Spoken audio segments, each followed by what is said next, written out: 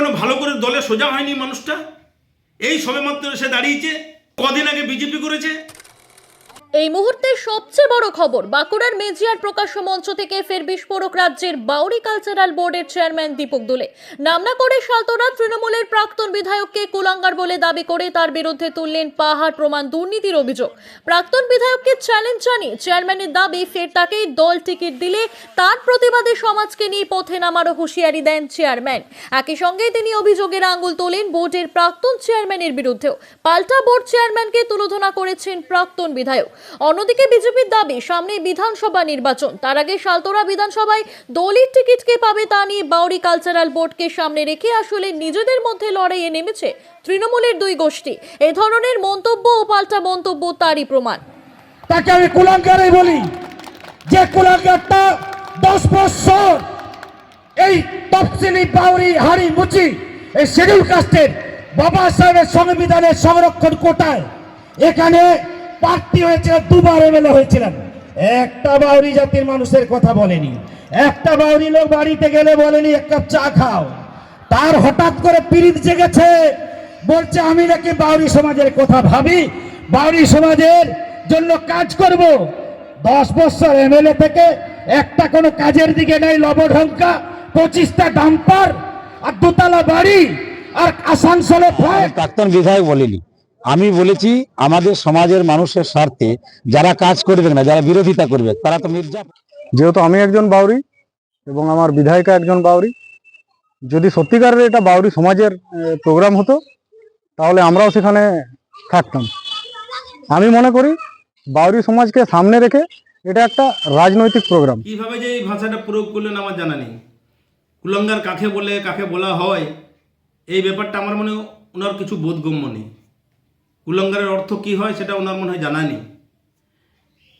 আর আমার একটা মনে হচ্ছে যে স্বপন বাউরিকে এমন একটা ভয়ের জায়গায় ভয় পেয়ে গেছে তারা, যে ভয় পাওয়ার থেকে তাদের জ্ঞান নেই যে কোথায় কি কথা বলতে হয়। মানে কি বলবো, একটা মূর্খের মতো কথাবার্তা। শুনুন, আমি 4 বার বিধানসভায় দাঁড়িয়েছি। গত 21 পর্যন্ত আমি জনপ্রতিনিধি ছিলাম। আমার হিসাব, আমার তথ্য প্রত্যেকবার নির্বাচন কমিশনের কাছে জমা দিতে হয়। সেই অনুযায়ী আমার সব সময় জমা দেওয়া আছে নির্বাচন কমিশনের কাছে। আমার যদি পেজ বার করে এখনও পেয়ে যাবে যে আমার হিসাব কি, তথ্য কি। একটা মূর্খের মতো কথাবার্তা বলছে। 25টা ডাম্পার আছে, যেটা আমি শুনলাম। আসানসোলে ফ্ল্যাট আছে, আমার নাকি 2তলা বাড়ি। এই যে আনপার্লিমেন্টারি কথাবার্তা, এই কথাবার্তাগুলো আমি মনে হয় উনি যে শিক্ষিত প্রমাণ, এই শিক্ষিত প্রমাণ তাকে বোঝায় না। আমি চ্যালেঞ্জ করছি এই জায়গায় দাঁড়িয়ে, যদি প্রমাণ করতে পারে। আর সেই ভয়টা, সেই ভীতিটা ওনার কাজ করছে, ওনার অন্য হিসাব আছে। আর উনি আমার এলাকার মানুষ জানেন, এলাকার মানুষ বটেন নাকি যে আমার সমাজের মানুষের জন্য আমি কি করেছি সেটা আমার বিধানসভার মানুষ জানেন।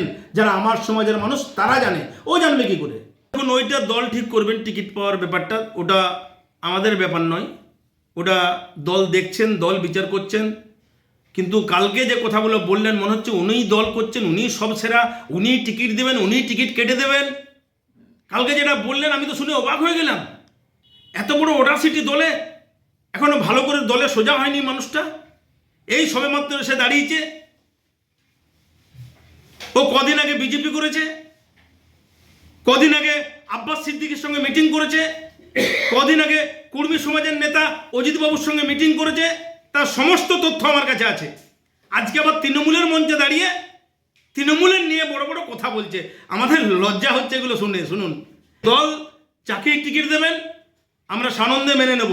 কিন্তু উনি যেভাবে বললেন যে টিকিট আমরা দেবো, আমরা ঠিক করে দেবো, আমরা জনজাতি ঠিক করব, উনি নিজে কি মনে করেন আমি জানি না। ভালো করে ভাবুন।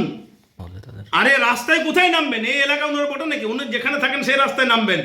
আমার এলাকার মানুষ, আমার সমাজের মানুষ, আমি আজকে জোর গলায় চিৎকার করে বলছি আপনাদের কাছে, আমার সমাজের মানুষ, আমার বিধানসভার মানুষ, আমার বাউরি সম্প্রদায়ের মানুষ আমার সাথে আছে, আগামী দিনেও থাকবে।